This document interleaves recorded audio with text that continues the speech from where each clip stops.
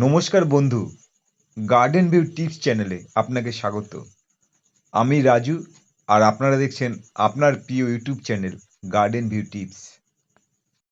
আজকের ভিডিওর বিষয়, গামলায় কিভাবে পদ্ম গাছ তৈরি করবেন, কিভাবে মাটি প্রস্তুত করবেন, কি ফার্টিলাইজার আপনি ইউজ করবেন, কিভাবে পরিচর্যা করলে আপনার গামলা পদ্ম ফুলে ভরে উঠবে।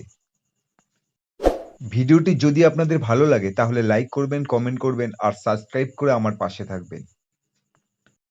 প্রথমে শুরু করব পাত্র নির্বাচন। পদ্মফুল যদি আপনি গামলায় করতে চান তাহলে পাত্র নির্বাচন খুবই গুরুত্বপূর্ণ একটি বিষয়। সঠিক পাত্র নির্বাচন করতে না পারলে আপনার পরিশ্রমটাই বৃথা হয়ে যাবে।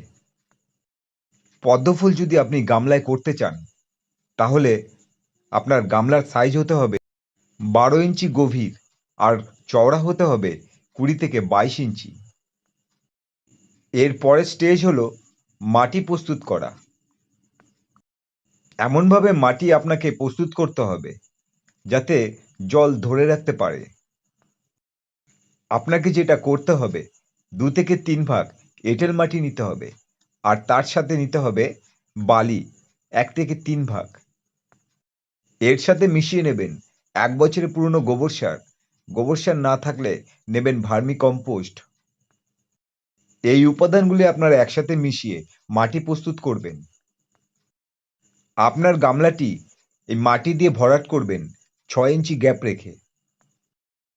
এরপরে আপনাকে মেন কাজটি করতে হবে, টিউবার বা রানার সেট করে। এই কাজটি আপনাকে খুব ভালোভাবে করতে হবে, না হলে আপনার গাছে পদ্ম ফুল ফুটবে না।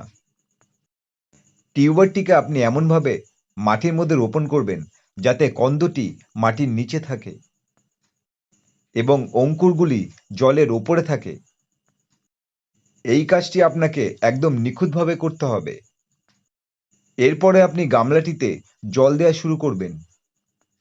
জল এমনভাবে আপনি দেবেন যাতে টিউবারটি খুব গভীরে না যায়। গামলাটি আপনি এমন জায়গায় রাখবেন যাতে পর্যাপ্ত সূর্যালোক পায়। গাছটি যখন বড় হতে শুরু করবেন, দেখবেন কিছু পাতা হলুদ বা বিবর্ণ হয়ে যাচ্ছে। এগুলি স্বাভাবিক নিয়মেই হয়। এই পাতাগুলি আপনারা ফেলে দেবেন। কিছুদিন পর পর গামলার জল পরিবর্তন করবেন। পুরনো জল ফেলে গামলায় নতুন জল দেবেন। দীর্ঘ সময় ধরে গামলায় পুরনো জল রাখবেন না।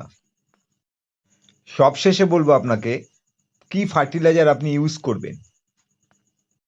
গামলায় যদি আপনি প্রচুর পদ্ম ফুল পেতে চান তাহলে আপনাকে এনপিকে ইউজ করতে হবে।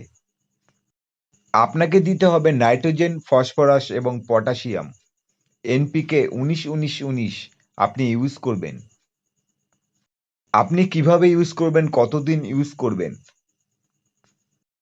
টিউবার রোপণ করার পরে যখন নতুন পাতা গজাতে শুরু করবে সেই সময় থেকে আপনি ইউজ করবেন এনপিকে 19-19-19। আপনার গামলার সাইজ যেহেতু 12 ইঞ্চি গভীর আর 20 থেকে 22 ইঞ্চি চওড়া, আপনাকে এনপিকে ইউজ করতে হবে 5 গ্রাম করে। 5 গ্রাম এনপিকে আপনি জলের মধ্যে গুলে দেবেন। প্রতি 15 দিন পর পর এই কাজটি আপনি করে যাবেন।